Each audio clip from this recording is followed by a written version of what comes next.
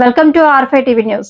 కడప జిల్లా ఎర్రగుంట్ల పట్టణంలో ఈ రోజు రాష్ట్ర స్వయం సేవక్ సంఘ్ ఆర్ఎస్ఎస్ 100 సంవత్సరాలు పూర్తయిన సందర్భంగా ఉగాది పర్వదినాన్ని పురస్కరించుకొని ఆదివారం పట్టణంలోని ఆర్ఎస్ఎస్ స్వయం సేవా కవాతు నిర్వహించారు.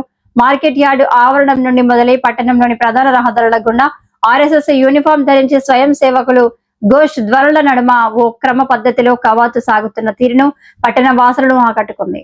దారి పొడవునా భగవద్ధ్వజమై కాషాయ జెండాను పట్టణ ప్రజలు పూలు జల్లుతూ నమస్కరించడం కనిపించింది.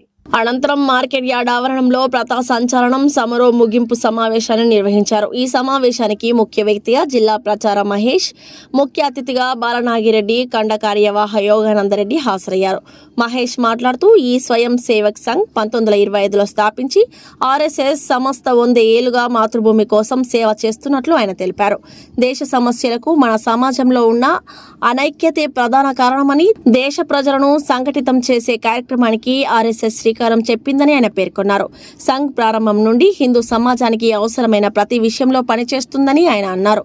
పథ సంచలనం అనేది క్రమశిక్షణ, ఐక్యతను ప్రదర్శించే ఒక ప్రత్యేకమైన కవాతు అని, హిందుత్వ భావజాలాన్ని, దేశభక్తిని మరియు సామాజిక సమరసతను సమాజానికి చాటి చెప్పే ఒక ప్రదర్శన అని ఆయన పేర్కొన్నారు. ఈ కవాతులో పోలీసులు ఎస్ఐ నాగమురళి ఆధ్వర్యంలో బందోబస్తు నిర్వహించారు.